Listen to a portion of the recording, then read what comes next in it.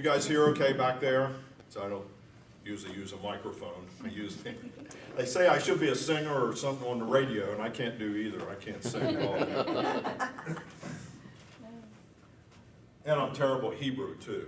But I think this is Aryeh or Aryeh Kaplan. Is that how you pronounce it? Aryeh Kaplan. But there's one thing I just wanted to start with that will really tie in with what I want to speak about. That this is talking about it's love that bridges the gap between the past and the future. That it's even a bridge between the gap between men and women, this love. And just as the past can impregnate the present, which creates the future, and it's God's love that's spanning this chasm of time that brings it all together. And that basically God causes a process of history to unfold, and the goal being the perfection of humanity and society. So that's a little bit why I just thought that kind of sums it up almost. So I wanted to start with that, and then we'll show how that goes. But a lot I want to share is just my personal history, and Troy's had to hear this, and William and Danielle's all heard it, but share some of the stuff of how once I opened my eyes to things that I actually thought was tragedies and saw them for what they really were, how that really is a way of increasing our trust in God. When we see that He's there with us all along in our past, He's there with us now, and He'll be with us in the future, and how that all comes together. It is a complex history, because we're talking about the history of creation, the history of society, the history of nations, as well as our own personal history. And it all comes together. And Jo Dell does an excellent job at that. And she'll be here later in the week and will give us a lot on the history and some of the nation building and stuff that went on in Israel. But it all comes together as a purpose. When you see how active God really is, that causes you to trust Him. And trusting really comes from knowing. And again, that's all through the Proverbs and everywhere. The beginning of wisdom, the beginning of knowledge is knowing. Know God, know His Word, know His teaching, know what He has for us. So if we want to trust God, we got to know knowing. That's the easiest way, because we know in real life, you trust people that you know. It's hard to trust people that you don't have any relationship with or don't know at all. So it's that knowing is the key to trusting. So I'll give you a little bit of my history, some of the great catastrophes of my life that brought me to where I am today. The first was, again, I grew up in a rural community in southern Ohio, very Christian, church every Wednesday night and twice on Sunday, the whole growing up, and pretty rural farming. I started working when I was 9 years old, raising tomatoes. I was a big tomato farmer, so I planted like 2,000 tomato plants when I was 9 years old and sold tomatoes. But so I, just worked all my life, and the only thing I really knew when it came time to pick a college was, a preacher, a farmer, or maybe a policeman. Because again, that was we didn't have guidance counselors in school. It was just like, you should go to college, and hey, you should find a job somewhere. That was about as much counseling as we got in those days. So I thought, okay, I'll go. I enrolled in this Bible college. I figured I was going to be a preacher. Well, I started working early, saved up a lot of money, and I actually, my senior year in high school, bought a Corvette for my older cousin. Wow. So I was pretty hot stuff. I'm driving my senior year to high school, driving in a Corvette. Well, that lasted about 8 months. Over that summer, I totaled the Corvette. And so I no longer had the money to start Bible college. So I had to go in another direction. And I can see now, if I'd started down that path, because I thought it was hard leaving Christianity as it was, had I been on the payroll, so, where my whole career was in the church and being a pastor. I can't imagine how hard it would be. And I know there's many people I've talked to that's faced with that today.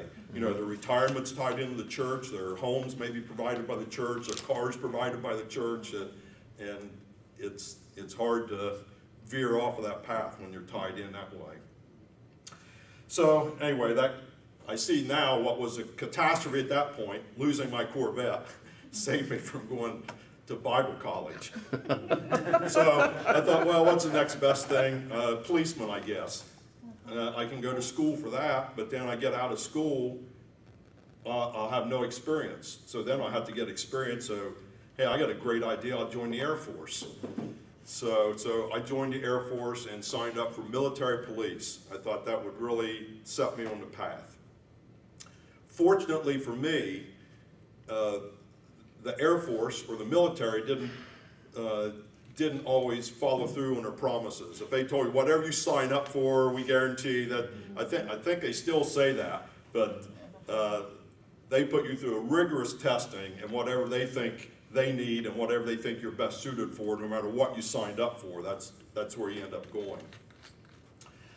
So they evidently found, as many of my teachers had told me, I had a higher capacity for learning than I was ever applying. Because I had a great time, like I say, driving a Corvette to school. I had a great time through school, but didn't really get the best of grades. But turned out through the testing in the Air Force that I had a higher than normal ability to learn. So they put me into what was called security service. And typically they tested you if you were, unfortunately I wasn't good at language, because they would put you in language school, but as some know. But I don't think they would have taught me Hebrew anyway. But so they put me in communications analysis. So I was trained all through the Air Force on how to look at the big picture and figure out what's really important, and how to take. So we had people picking up information all around the world, and then it was my job to analyze and make sense out of it. To the point where when I left training, the tech school in the Air Force, and went straight to Fort Meade, Maryland, Washington, D.C., to the NSA headquarters, and had a top secret cryptographic clearance and communications analysis with NSA, which I thought, how in the world am I ever going to use this? And then, again, as I started into Hebrew roots and Messianic and all the different streams, to be able to step back from everything that I'd been taught, and everything that I knew, and just look at the facts, look at the big picture, and analyze it. It's pretty simple. It's not a hard thing to figure out. So that was something that, again, I had no clue, didn't sign up for it, didn't know I had the ability, didn't know I was going to get all this training from NSA and everything, but it really paid off in spades for me. The next thing is probably when I exited the Air Force. So again, that wasn't much of a career field. Every assignment they had was a remote assignment where they were picking up information. A lot of them, if you were married, you couldn't take spouses with you. They were out where you were gathering the information, or you were in DC, which wasn't a great place for a E3 or E4 hanging out with all the guys that had the brass on their collars and stuff there. So I come home, and while I was in the Air Force, they'd started one of the largest construction projects in the United States right in my hometown. It was a twin, 2 coal-fire power plants, 1,300 megawatts each, and the associated mines. And it was the longest at that time overland conveyor system that went like 20 miles right from the mouth of the mine overland right into the power plant. So it was the whole mining operation, the conveyor operation, the building of 2 large power plants. So naturally, everyone had been trying to get a job there. and it was the hottest game in the United States, basically, not just there. So I came home the first week, kind of reconnected with some friends. Second week, decided, well, hey, I'll go to the power plant and put in an application. Was hired immediately on the spot, to the point where it actually upset some people that had been trying for months to get on there, and I got on right away. Knew nothing about construction. You know, I knew how to bale hay and pick tomatoes, and I knew how to analyze communication, so I knew nothing about construction. But that ended up providing training for me. This was with American Electric Power. I moved right along with them, then went with United Engineers, ended up mechanical superintendent on one of the larger nuclear power plants at Seabrook, New Hampshire, and then ended up starting my own company, commercial development and construction management company, for 25 years. It provided worldwide travel, everything for my family, the college for my kids, and the ability to retire early and do stuff like this. So, but created a whole career. So, and none of this was I never did make it to college, right? But I ended up doing all kinds of engineering, and like I say, power plants, nuclear plants, and then owning my own successful company for 25 years. So again, just looking at how faithful God was, things that I didn't choose, I wasn't even looking for them, and all of these things. And I used to even think, before I put it all together, how does all this match? You know, farmer, construction, you know, communicate, but it all comes together in just such a beautiful way that you couldn't do it any other way other than with God's help. The thing then comes to the church experience.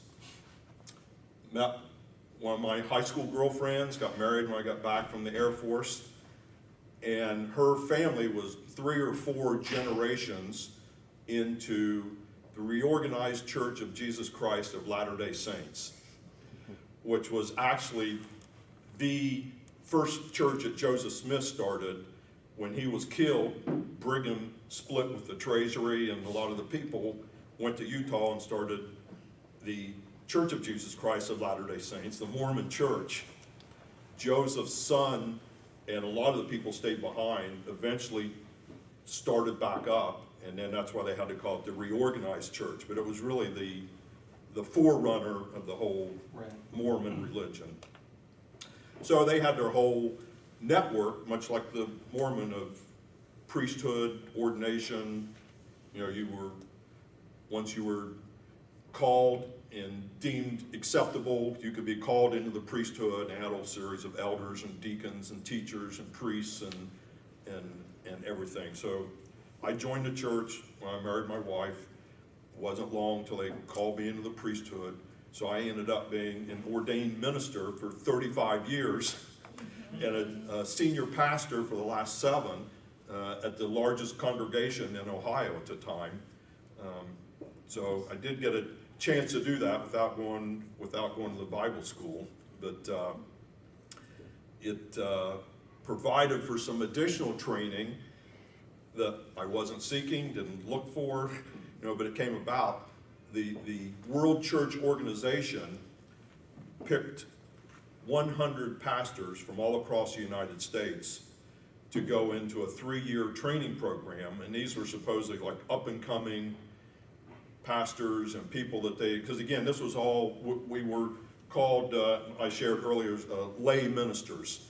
We all had full-time jobs, but we were lay ministers. They eventually changed it to bivocational pastors. They thought that sounded more modern, or bivocational ministers. So I'm running a successful construction company and doing funerals and weddings and baptisms and running a 200-member congregation and all at the same time. Wow.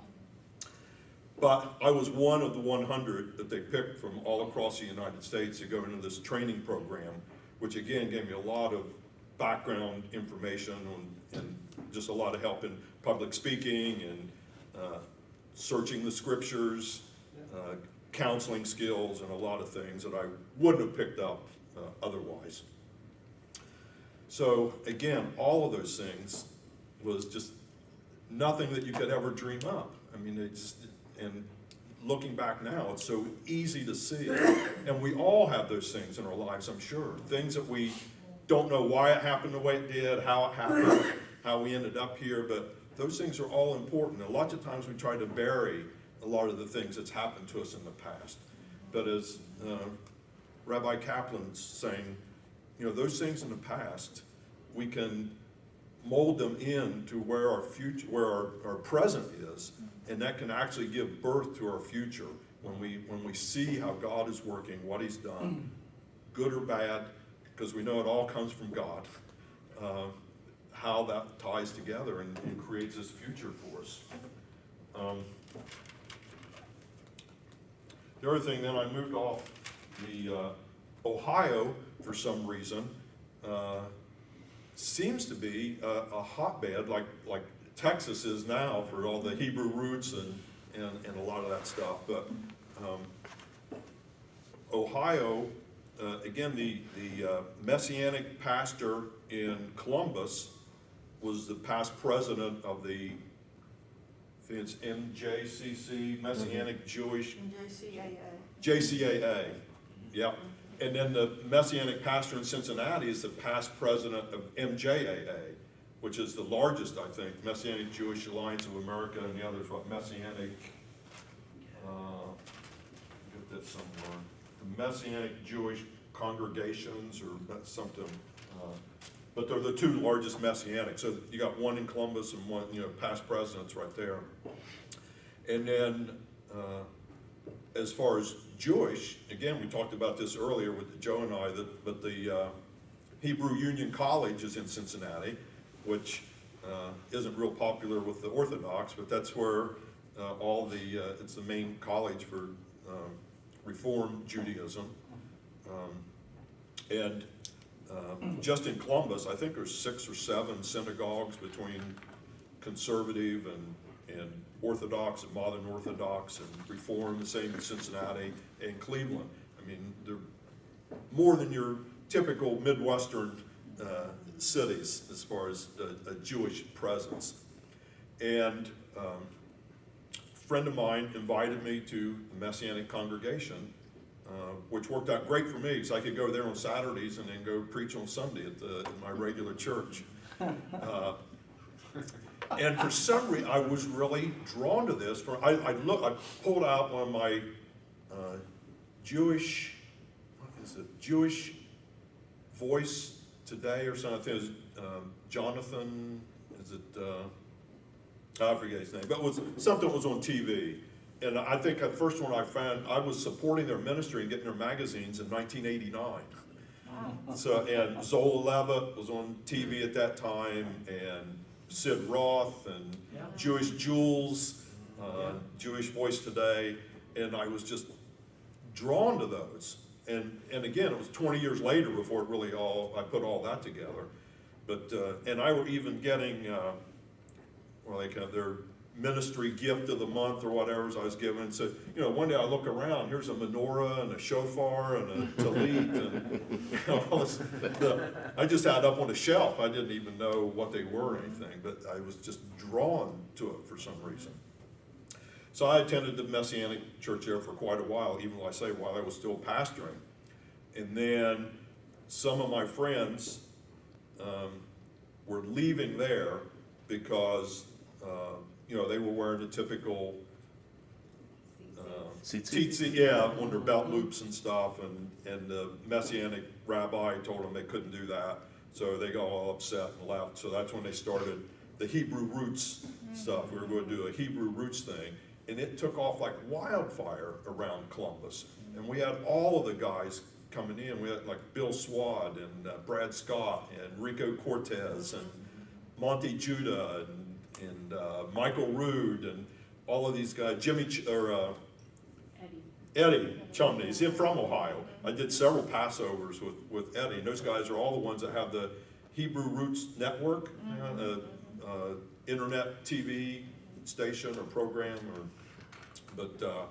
So I got off into that, quickly moved into that, and then it wasn't long once I really then started studying, realized that wasn't the answer either. And so I actually then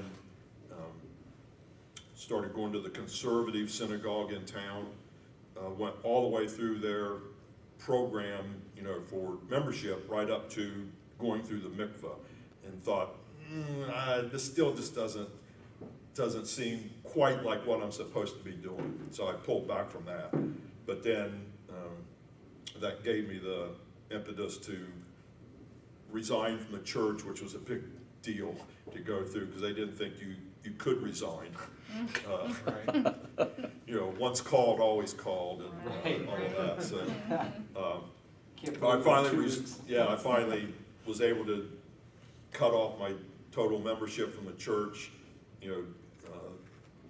Had to turn in my ordination card. They wanted all that. They didn't want anything.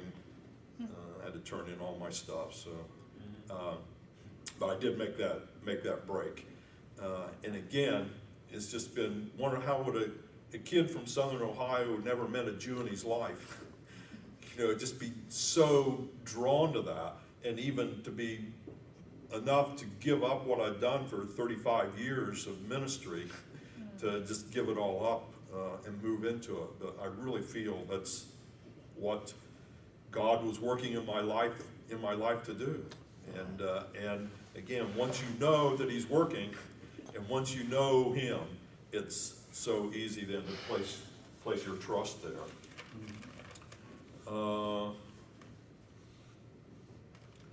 Again, the whole thing with you hear people coming out of Christianity talk about, hey, I was on the path and I got off in this ditch in Christianity, then I found Judaism. Now I'm off in this ditch over here, because there's Reform and I was talking about conservative and Orthodox and modern Orthodox, and just all the different paths there. Now you throw in Ger and Noahide and God-fear and stranger and sojourner and all the different. It's like, wow, what is the right path and where do I go? Again, that's where I had just retired when I really got into this deeply, and was just obsessed with it almost. Like I say, I was online 14, 16 hours a day. I mean, I just couldn't I'd almost fall asleep in front of the computer. I couldn't turn it off, just trying to check all of this stuff and find out all the details. And that's when I just had to step back and realize God is in control. God has brought me all this way, so just trust in God. And instead of trying to figure it out with human reasoning, even if you might be a cryptologist, it's really best to let God have His way and just step back and really allow your life to develop. What have you been called to do? What has happened in your past? And like I say, so many times we go off in another direction and just forget about some of that stuff. But it all is important, because God is always there. That's His name. He was, He is, and He will be. He was in your life, He is in your life, He will be in your life. He's going to be there all the time. So getting to know God is the secret to trusting God. Another area I read quite a bit is the Breslov tradition. Rebbe Nachman, he's not everyone's favorite, but it's pretty good stuff. And he is a good storyteller. He has some good stories.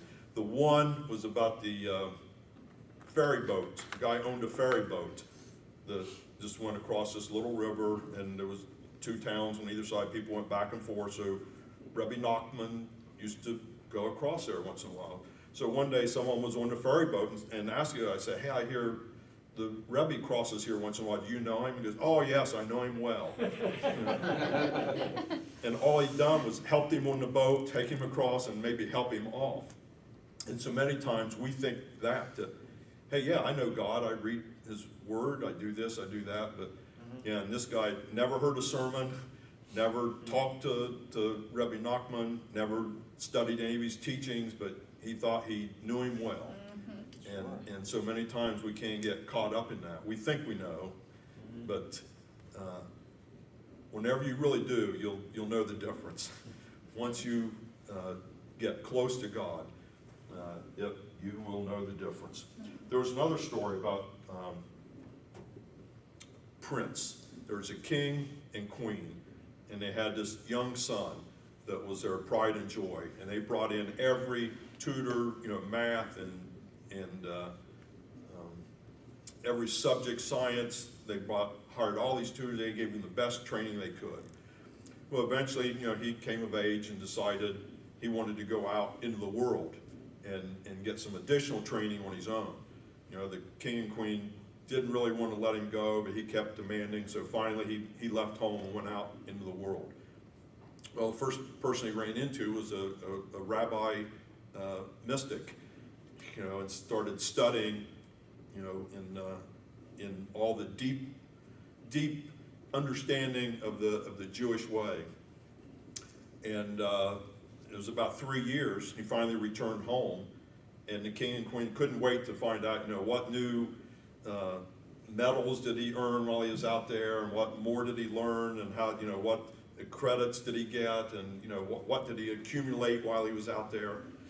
So they asked him, what can you tell us? And he said, there is a creator who directs and provides for all of his creation. And you go, that's what everyone knows that. The servants in here know that. So they called in a chambermaid and said, who's the creator of the world? And it's the creator. Who rules and supplies everyone's needs? The creator. So they went through this list, and its chambermaid would always, it's the creator. So they asked his son, said, see, even the servants here know that. He said, yes, she says it, but I know it. So that was the difference. Anyone can say those things, but the difference is knowing it. Knowing the Creator, knowing our Heavenly Father, knowing His ways and what He wants to give to us is by far the way to develop our trust. Now I'll need some help with the Hebrew speakers for this one. Emunah. And trust. Emunah. Trust. Faithfulness. Faith. And some say knowledge, that can go maybe a little deeper than just, but everywhere in the Hebrew where it's used, whenever you see it in any English translation, it's trust or faith or faithfulness. That's the way they interpret it. But there are, and again, this came out of the Breslov tradition, where they think there is maybe something to it as far as knowledge, because that whole, as I'm trying to get across, the faithfulness, the faith, the trust, all comes from the knowledge. And I know they reference Proverbs 1 verse 2, and we can maybe look this up later in the Hebrew, but I think that's where it uses the word emunah. And then in, I'm terrible, Habakkuk, or that's Habakkuk was a minister. Yeah, in the book, that's in chapter 2, verse 4, that it has emunah. And every time you see that in the English, it will say faith or faithfulness or whatever. But when you read that as knowing the Father, whenever you read those and think of it, that you can really substitute the word for faith or truth or understanding, any of that you can use knowledge easily. Yeah, and again, that's what I talked about from Kaplan, that our past is important to our present, and that creates the future, and our future is passing it on. We're only here for so long, unfortunately, or maybe fortunately in some cases, but to pass that on and to get that knowledge to our children. To know God allows us to trust God. I mean, if we truly know His character and what He wants for us, and once we know that, his things become important to us, you know, his creation. And that was one thing, just as I was putting this together, I was thinking of Moses, where Moses asked, I want to see your glory, let me see you. And he said, just stand aside here, I'll go by, and then you can look at my back. Yeah. Again, we can see that, but in that process, Moses would be able to see where he came from, where he is, and where he's going, the past, present, and to follow where he's going, what's important to him, that's where I want to go. I want to follow. So to know God is to know his backside, or in the military to have his back. Yeah, 6, yeah. Yeah, because what's important to him should be important to us. His creation, the repairing the world, repairing relationships, repairing our communities and our families, which we see how divided everything is now. God is certainly a good common denominator to bring all of that together. The other thing that the Breslevers are into are the personal prayer, Hitbodadut, I think they call it. But again, Christians, a lot of the Jewish people I've talked to said Christians are way better at this, because, you know, Christians can pray at the drop of a hat. You know, we're always like, pray for this, pray for that, you know, I need your prayers. And Jewish sometimes, especially if they're not particularly religious, you know, everything's pre-written, and, you know, it's all written prayers, and there's not a lot of spontaneity. There's spontaneous prayer. And I'm sure there, you know, this isn't everyone, but there's way more in Christianity. So they're saying that that's one of the things, is this, to be able to just talk to God in your, whatever is your first language, whatever your best language is, and to just pour your heart out and talk to him. And we know, like in families, you know, what's the biggest cause of divorce? Poor communication, typically. You know, you're just on a different page. You're talking past each other. You're not hearing one another. So, talk to God. You know, that's the best way, and he's always listening, and we need to be ready to listen to him. But just speak what's on your mind in your common language. You don't have to use these and thous, or it's okay to throw in a Hebrew word once in a while, maybe. It doesn't hurt anything, sure.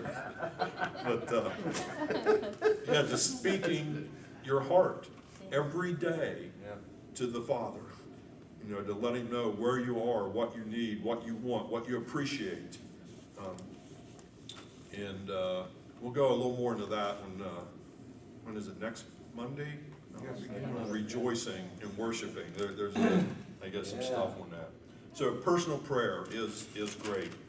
And then there was a really famous song I picked this line up from while I was preparing for this a few weeks ago. It goes something like this: how can I believe in what I cannot see? Have you ever heard that, John? I have. I'm familiar with that. I can't believe you just sang that song before. But how can I believe? How can I trust in what I can't see? How can I trust in what I don't know? Right. So we've got to know the Father. And I'll throw in one last quote for you, and then we'll go. This is another big name, Abraham Joshua Heschel. Yeah. And again, one of his famous quotes, I love it: some are guilty, but all are responsible. So some are guilty, but all are responsible. And the opposite of good is not evil. The opposite of good is indifference. Yes. So just as messed up as the world seems right now, and maybe even our personal lives are, just knowing God, having that personal prayer, drawing close to him. Don't get too caught up in what's my right path, where am I going, what's happening now. Give that knowledge of God time to germinate with where you are right now, to figure out where it is you're headed. Yeah, right on. That's it. Congratulations.